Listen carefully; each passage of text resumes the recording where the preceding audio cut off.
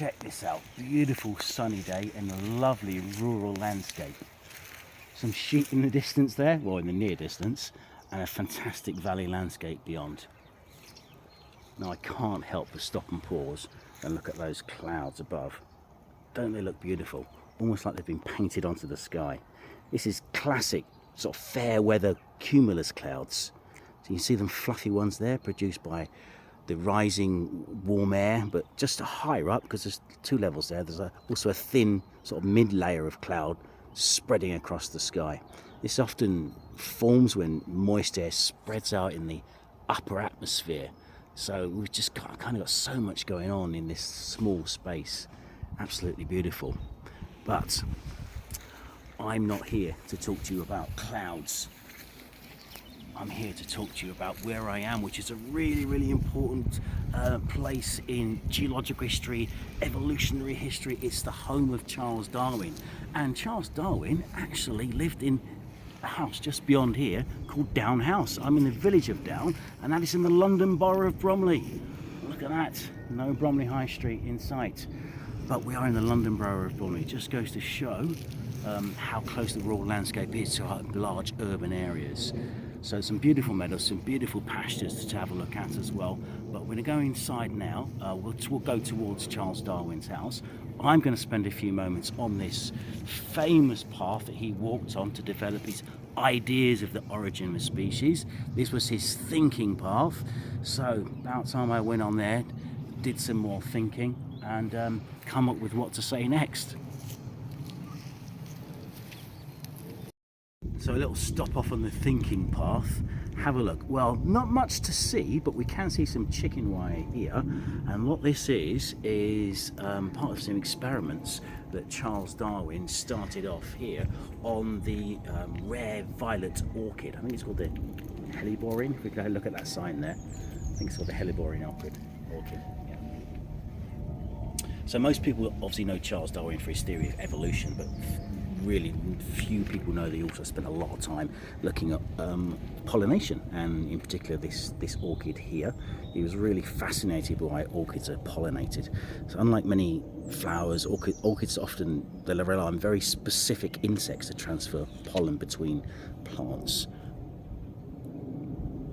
What Darwin discovered, take a shot bit further down there, you can see there's experiments there. You can't see the plants there now, but they soon will be there in a few months. But it's really just a point really to say that what Darwin discovered was that orchids have incredibly precise structures that attract pollen to the visiting insects. So when an insect lands on the flower to actually collect the nectar, the plant sort of cleverly places a pocket of pollen onto, I should say, the insect's body. So pretty fascinating stuff, and he was sort of revolutionary in these ideas. Okay, so that's a nice stop at the thinking path. Let's go a bit further down so where we can see. Here we go, the home of Charles Darwin, Down House. Let's go. So much to say about Charles Darwin, so I'm not going to do this in any particular order really, but I find myself here out in one of his laboratory areas. In fact, the whole of Charles Darwin's house, Down House, was used as an open air laboratory, and those laboratories and experiments went over a long time. This gives him so much good empirical data to evidence things. Now this, believe it or not, is a very famous experiment. These terracotta jars, these are experiments to look at how earthworms move the soil and aerate the soil. So we know that Darwin is famous for evolution, but you can see in his garden here he was also studying earthworms. So those jars are kind of half buried, but what he discovered, that worms that slowly move the soil can actually bury objects over time, very long time. It's beautiful. It's a real reminder that these little processes interact over a long time and can really reshape the earth.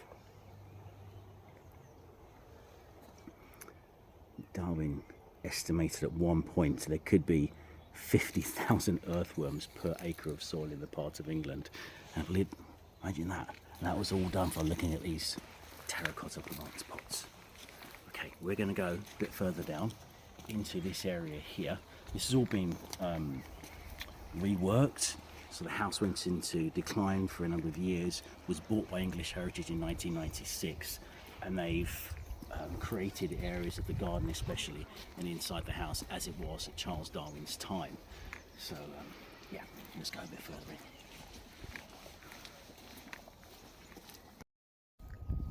in.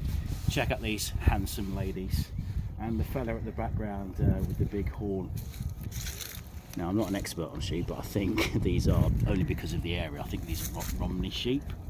It's quite important. We are again around the village of Down, next to Charles Darwin's house, and actually there's observations that Charles Darwin made about sheep, and he'd come up with his theory of artificial selection, which we might call selective breeding as well. So this has been done for centuries, and farmers have known this, that they, for example, if they wanted sheep with very thick woolly coats, they would identify those sheep with the thickest woolly coat, and they would breed those together, and therefore the next generation of sheep would have thick woolly coats.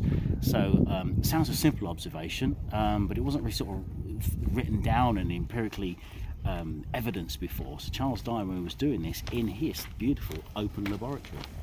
So, okay ladies, I'm off.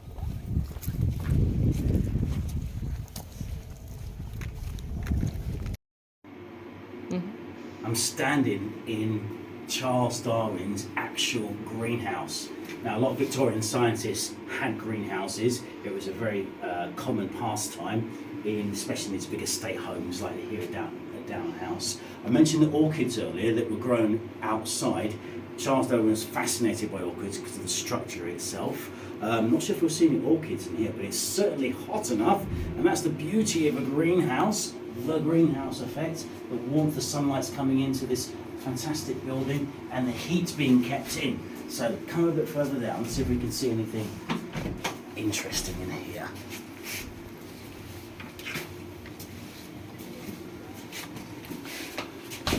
Oh, the smell is fantastic. Really, honestly, the first thing this reminds me of is my growing up at my mum's house, because my mum's from Trinidad and she would love tropical plants in her house.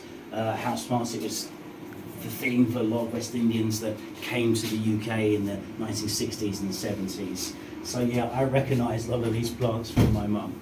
Beautiful.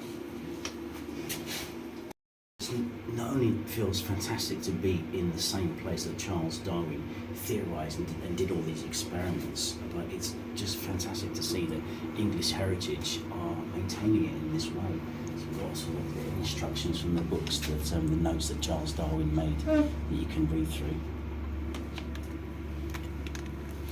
Definitely worth a visit.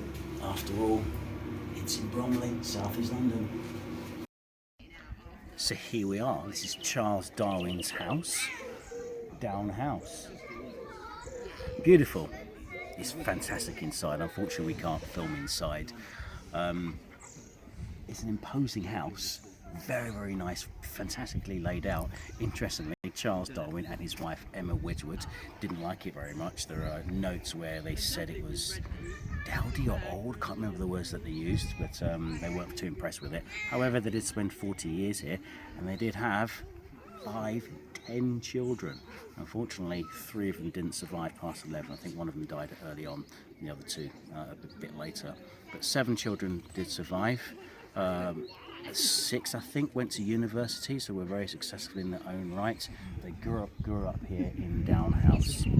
Down House was purchased by Charles Darwin and Emma Wedgwood after his very famous trip to the Galapagos Islands, which a lot of people don't realise he did in its very, very early stages in life. He was 22 years old. 22 years old in the early 1800s. He gets on board the HMS Beagle and he sails around the world for 5 years in total, where this is where he did lots of his experiments, came up with his initial theories and ideas of the origin of species, which he later then produced 5 versions of his book. In fact, that book is still in print today.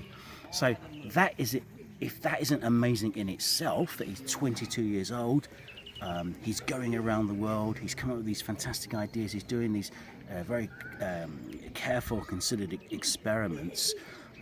He was quite an interesting character as well. You have to remember, the early 1800s, slavery still existed, but he was a anti-slavery person, and his grandfather was as well, and his father. So he had that roots. He spoke very, very clearly about the fact that slavery was wrong, even though his books was used to actually support it in some senses. So that was a really kind of interesting sort of side note to that, really. One of the things, if you read some of his notes in his journals, he talked about how his worldview had changed over those 5 years. Well, one would expect that. 5 years travelling around the world in the 1800s, that people's worldview does change. And that's why I would encourage everybody, go and see the world. Get out there, because the more you see, the more you experience, especially when you can understand the way the world is at least physically structured, the human landscape, it will enrich yourself and your understanding of the world. So thanks, Charles Darwin, for that lesson. Okay, off we go.